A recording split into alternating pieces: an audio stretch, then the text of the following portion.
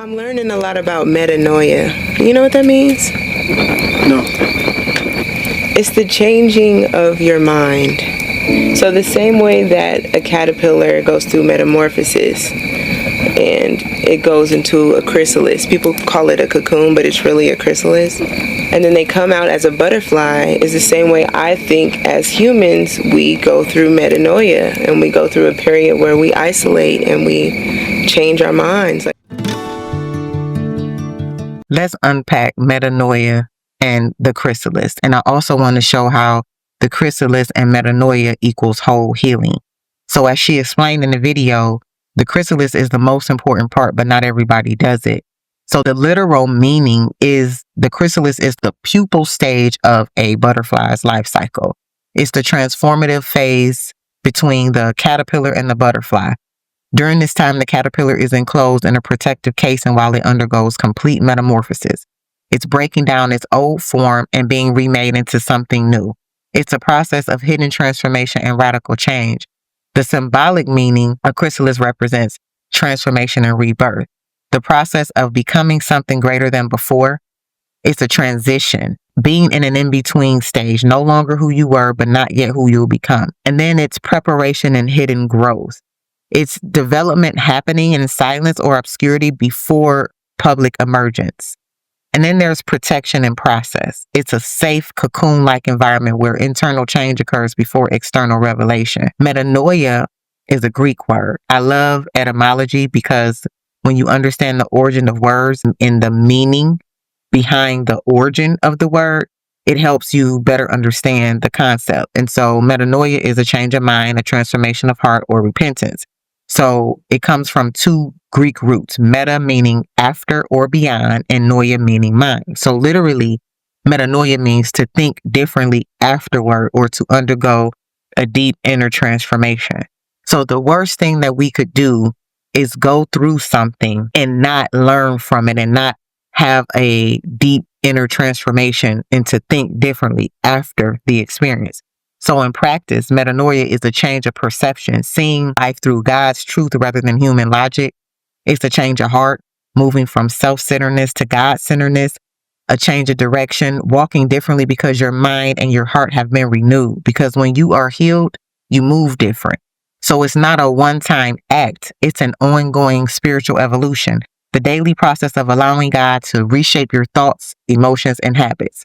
So I recall the breakdown of my life, if I want to use those terms. But when I look back over my life, I remember being married in 2008, and I posted this video where I wasn't marrying out of love, but I was running from my pain, and that was the start of a toxic marriage. And oh, how true that was.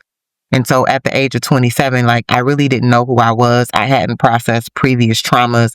I hadn't processed prior disappointments, rejection, and all these things that I had experienced. I didn't even have language for the stuff. So I was just marrying the first person that asked just to feel like I belong, to have the family that I desired, and all these things, even though it wasn't God's will for me.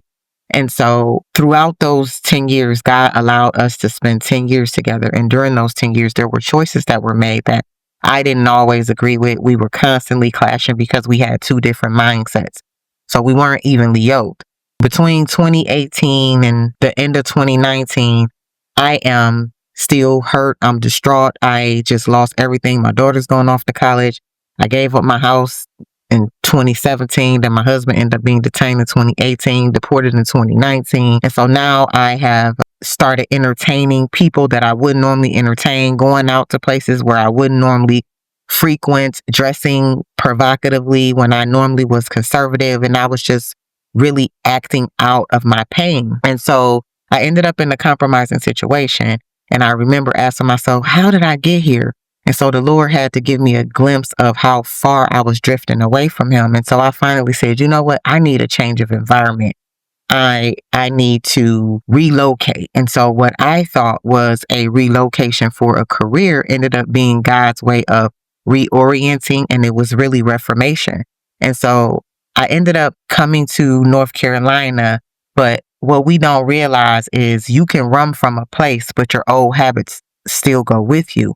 And so I came to North Carolina, and for a brief second, I started to bring old habits from Cleveland into North Carolina, and God had to show me that's not why you're here. And so there was a shift where there was an isolation period where I really had to go into this cocoon. And so this is my chrysalis. That's that hidden process. It's that sacred internal process of transformation that happens in isolation and stillness. So symbolically, it's when the caterpillar dissolved its old self, literally breaking down into a cellular soup before it's reorganized into something new. That's what he did to me when he transitioned me to North Carolina. I ended up being isolated. I didn't know anyone. There was nowhere to go. It was in the middle of the pandemic. And so he started showing me my old patterns and how I was bringing those old patterns into this new environment. And so this was my healing season where God was hiding me, and it was not for punishment. It was for preparation. He was trying to change my old mindsets, habits, and emotional wounds. He was deconstructing them. And I wasn't being destroyed. I was just being reformed. So in healing, the chrysalis is that uncomfortable in between. You're no longer who you were, the caterpillar, but you're not yet who you'll become, the butterfly. Everything familiar is dissolving, but that's necessary for your rebirth and your renewal. Isaiah 43:19 says, "Behold, I am doing a new thing. Now it springs forth. Do you not perceive it?" Healing often requires solitude, stillness, and surrender, so that transformation can occur from the inside out. So the chrysalis season doesn't mean that you're forgotten. Hidden doesn't mean forgotten. Every butterfly begins in a place no one sees. Inside the chrysalis, the caterpillar dissolves, literally breaking down everything it once was. To the untrained eye, it looks like nothing is happening, but heaven knows transformation is taking place. Many of us are in that same place. You're not who you used to be, but you're not yet who you're becoming. God has you in a chrysalis season, a sacred cocoon of transformation. It feels like isolation, but it's actually incubation. He's protecting what he's perfecting. The chrysalis is not punishment, it's a process. It's the space where God reshapes your mindset, heals your heart, and redefines your identity before releasing you into your next assignment. Hiddenness is heaven's way of ensuring you don't emerge prematurely. So the inner shift of healing is the transformation, the change of mind, and the change of heart.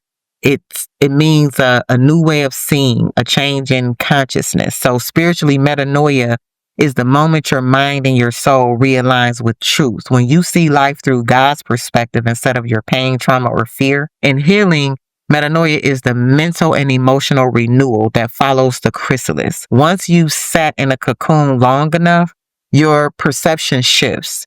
You begin to understand that pain had purpose. Romans 12:2. Be transformed by the renewing of your mind. Metanoia is the renewal. Healing becomes sustainable when your thinking transforms, not just your feelings. So the correlation, the chrysalis plus metanoia, they work together. It equals whole healing. So in the chrysalis stage, that's the breaking, and that's the emotional and spiritual deconstruction. That's old identities, patterns, and wounds are confronted. And then in the metanoia stage, that's the renewing. It's the renewing of the mind and the heart. It shifts into alignment with God's truth. You see yourself and your story differently. And the result is the emergence, true healing. You emerge as your transformed self, whole and free. So in essence, chrysalis is the process. Metanoia is the product. The chrysalis prepares you for your metanoia, and the metanoia sustains what the chrysalis began. Healing requires both the breaking and the renewing, the cocoon and the awakening. So reflection question. Where in your life do you feel hidden or unseen right now? And how might God be using this as a chrysalis for your transformation? Drop a comment, like, subscribe, and share.